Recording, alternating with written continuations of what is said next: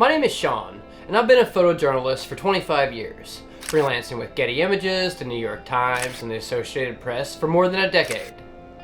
In this video, I tackle 5 building block tips in photojournalism. Recently, I covered a protest with a large presence of law enforcement. I arrived early and walked in front of every police officer as I scoped out the scene. I did this to demonstrate that I'm a professional out there doing my job. If shit hits the fan later, they're more likely to recognize me as someone who showed up to work early. Getting somewhere early also helps get you into your zone. Photojournalism is a performance-based activity where routine and state of mind are important. When you show up early, you give yourself a better chance to find and maintain your zone, even when things get chaotic. Arriving early gives a photojournalist the opportunity to get familiar with the scene, but more importantly, it allows people to get familiar with us. There's a psychological power that comes with occupying spaces before others. This applies to large spaces over time and exact locations and moments. You're less intrusive as a photographer when people come into the space that you already occupy. In addition, arriving early gives us insurance against mistakes and challenges. It gives us time to recover. I'm not where I am now without tackling hundreds of personal projects. Many small, some big. In photojournalism, proactivity is key. The photojournalism job market is poor and shrinking. Competition has always been high, and there is less work available with each passing day. For freelancers, this means we need to take on our own personal projects when we don't have assignments. How else will we find opportunities to keep our skills sharp, like the opportunities provided to a staffer at a daily newspaper? This will help you build a lot of skills for self-sufficiency, making you a greater asset to clients and giving you more power without them.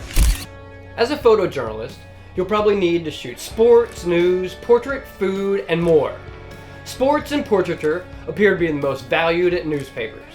And as a freelance photojournalist, you'll need to take on work outside of the news media market.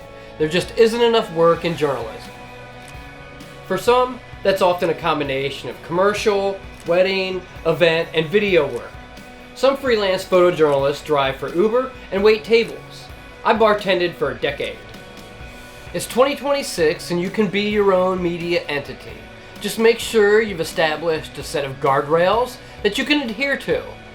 This comes with responsibility, and I encourage you to ask yourself if you want to be a commentator that uses photography or if you want to be a photojournalist, because these are two different things. If you haven't read the Associated Press Guide to Photojournalism, that's a great first step.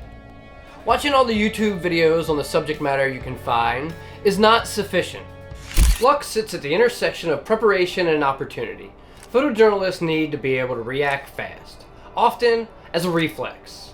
In time, you'll get the opportunities you need to make the photos that'll advance your career. All you have to do is just keep showing up. And the more prepared we are on all levels, the more likely we are to take advantage of the opportunities in front of us. This means having all your batteries charged the night before, your equipment packed, and memory cards formatted. The future is going to be crazy. Let's not be our biggest enemies. Caption writing is one of the biggest distinguishers between photojournalists and everyone else with a camera. In a modern age dominated by misinformation, having the who, what, where, and when attached to a photo is invaluable.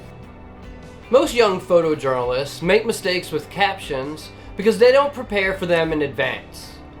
Normally, we're given enough information beforehand to pre-write most of our captions. If you'd like to learn more about how photojournalists write captions, check out the link in the description. And if you're looking for an in-person photography workshop, check out the Soda Citizen links below that.